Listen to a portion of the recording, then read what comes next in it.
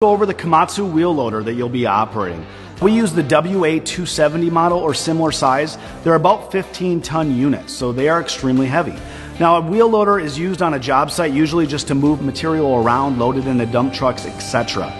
Now, you'll notice on a wheel loader, for steering, they are articulated. The wheels in the front don't actually turn like in your car. The entire machine will pivot. Finally, you've got four-wheel drive on these things. It's always on. It's an auto traction control. The only thing we tell you is when you drive into dirt to take scoops, if you start to see your wheels start spinning a little bit, jumping, or the whole machine's hopping, let your foot off the gas. You don't just want to hold the foot down and let it keep trying to bite in there if you're already kind of stuck. Next is your boom and bucket controls. Now, the bucket does have an auto level feature, so when you're pulling back or bringing it back down, the bucket will generally maintain that same angle. Now, when you are up high, if you were to curl that bucket all the way in, there is potential that you could actually spill material over the back end of the bucket. So you want to be careful on curling the bucket in. Now, when we get you to start taking scoops out of the pile, there's one main point we want to show you. On the top corner of the blade, you will see a matching colored segment on the top of the bucket. It's usually red, yellow, it can be a different color that your instructor will point out. That indicates your blade angle. When you're sitting all the way up in the cab, you can't actually see the front blade of the wheel loader. So you need the top of the bucket to understand the orientation. You want those lines to be generally horizontal, so you're going straight in there. If it was angled all the way down or all the way up, you obviously are not going to get a very good scoop.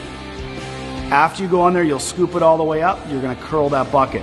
Generally, you want to have the bucket curled all the way in, and then to move it, you want to have it low and tight.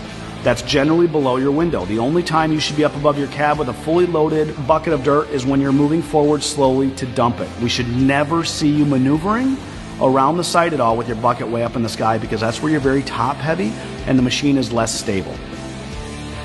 Driving and parking position, two different pieces. Driving, just curl it all the way up. You usually want it about a foot or two above the ground. The best indicator for you is you want this right below your window. Just make sure it's not up higher so you can't see. You also don't want it all the way to the ground, otherwise you're going to be dragging that thing while you're driving. For parking position, relatively simple. Just going to set the boom on the ground, flatten the blade so that blade is touching the ground, and that's parking position. Okay, now let's look inside the cab of the equipment.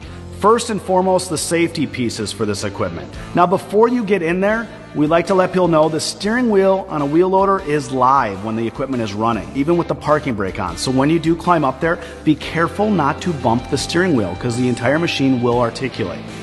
You'll use your 3 points of contact to get up. There's a ladder there, so 2 hands, 1 foot, 2 feet, 1 hand all the way up. You'll have a seat. You're going to put your seat belt on.